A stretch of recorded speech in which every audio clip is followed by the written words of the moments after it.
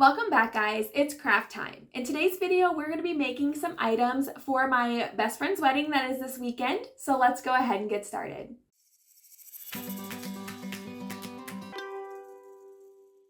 As I said, my friend's getting married this weekend and I am helping her with some of her decor, just a few things that we thrifted that we want to flip into something different to kind of match her style a little better, as well as making her guest book. So for her guest book, we're doing a guest sign. It's a round sign that has her future last name on it that people can sign and they can hang in their home.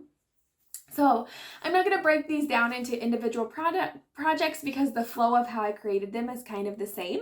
So we're going to start with the wood round, and I'm just going to open it up. This is an 18-inch wood round that I picked up from my local hardware store, and I'm going to be staining it with the Waverly Antique Wax. I'm just going to water it down a bit to help it thin out a bit and spread a little smoother.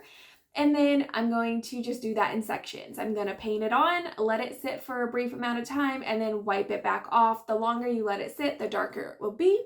I didn't want this to be super dark, so that's what I'm doing here, just taking it in sections. I did both sides of this, and I just kind of set that to the side so I could prep the next two pieces. Both of these were picked up and thrifted.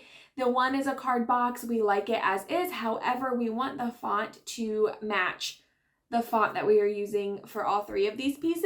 So I'm just gonna wipe it down, clean it up really good, and wipe off that chalk marker that's on there.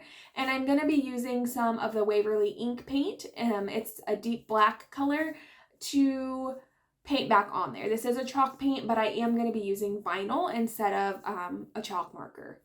So I'm just going to paint that on, get it as smooth as possible, set that aside to dry, and work on this next little sign. Now this says guest book, however, that's not what we're going to be using it for. So I'm going to paint this entire thing with that black Waverly ink to match their theme a little bit better and all of the rest of the pieces that we're working with here. So I'm just going to take this bow off and give it a really good paint job, and this is where I went wrong. I was trying to save some time, and in the end, it costs me more time. You have to prep your pieces. I know this, I preach it to you guys, but sometimes I don't listen to myself. So I did 3 coats over the top. I didn't sand down the lettering off of it, so it was raised and you kept seeing it through. So I started sanding it down. I knew it was going to take a while, so I went outside, grabbed my orbital sander, knocked it out, sanded it back down to what I should have done in the beginning, and then I painted back over top, and that took care of the problem. That way it was nice and smooth for the vinyl I'm going to be using to stick to it. For all 3 of these pieces, once they were nice and dry, I used my polyacrylic and I sealed in the areas that I've painted, that being the full wood sign front and back, the full sign for the guest one that said guest book. I painted that entire thing in polyacrylic to seal it in, and then the face of the card box. While that was drying, I was able to cut out the designs I had already created in Cricut Design Space. I'm doing the font traditional tattoo because they both have tattoos, but her future husband is just covered in gorgeous tattoos, and he loves that traditional font. So we picked that out and then also matched it with some of the traditional tattoo sparrows that you know are kind of iconic for what they are. So it kind of gives like a lovebird feel without taking it away from what he wants that to be. And those birds kind of help pull everything together, I feel like, for what these are and for kind of the other decorations and things for the wedding. So I did white for both of the card box, and then we're going to make this a gift sign. And then I did black for the wood sign. I'm using my, I call it my masking tape transfer. It's like basically a giant roll of masking tape. It is amazing transfer tape. It's the perfect amount of sticky to hold your vinyl on, but not to peel up any paint that you've painted down. I don't know if that's happened to you guys, where you've tried to put something down, it just rips everything that you've done. And it's the most frustrating thing. So this stuff is amazing. And if you're interested, I have it linked in my affiliate links below, and you should check it out. I love it. So yeah, I just lined everything up, got it ready, pressed it down, and peeled this back, and you can see it just comes right off nice and clean. And we are going to be done with these 3 pieces. For the wood sign, I did go ahead and add just like a string hanger for the back of it, and then I did seal it over top with the polyacrylic one more time.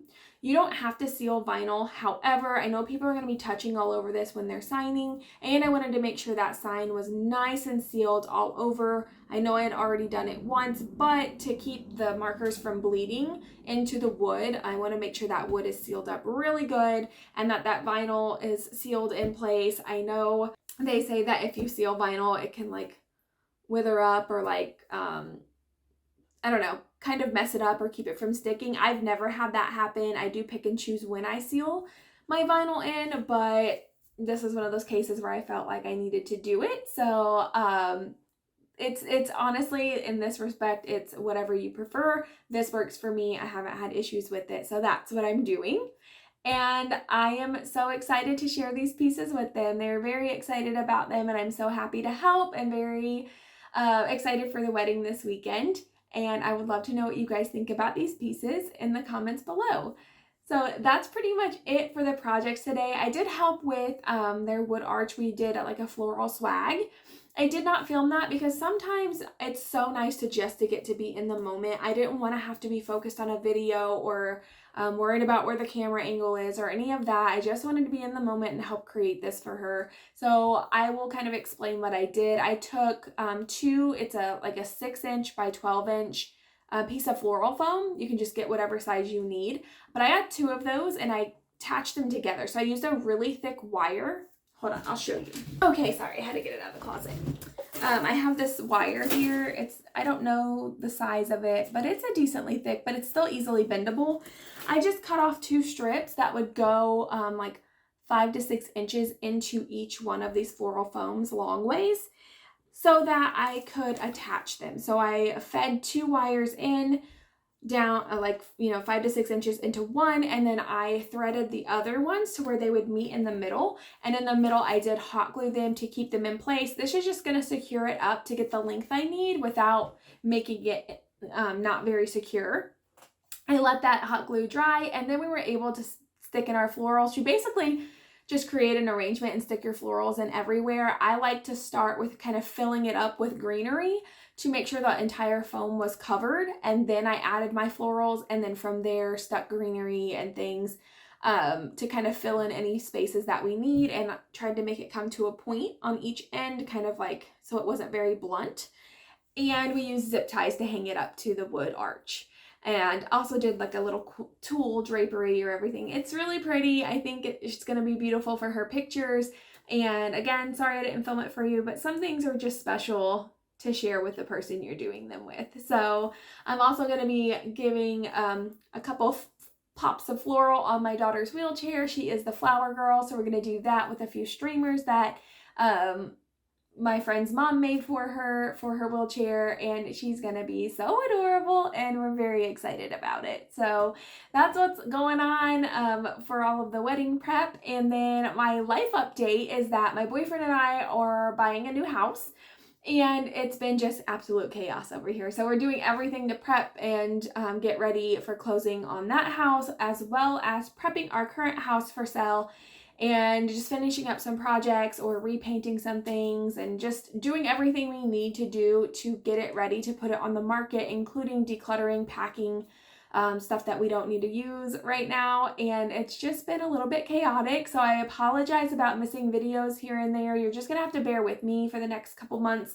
as we go through this process, because sometimes that I have to put priority on what my family needs and set you guys aside and then come back to you. So I'm going to do my best to keep on schedule, give you guys the content that you deserve. However, I do have a bunch of chaos happening in my life right now that I'm very excited to share with you in the future, because I do plan to do some house projects and things that we are going to be doing to our new house, including creating me a new studio.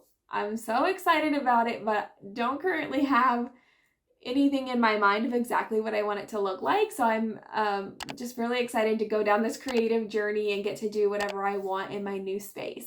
So give me a thumbs up if you guys enjoyed this video. Please continue to be patient with me. I love you all very much. Leave me a comment below if you have any messages you want to share with me, including how you thought these projects turned out, any ideas or suggestions for storage or looks for the new studio. I'm going to take you guys in for a closer look and I'll see you next time.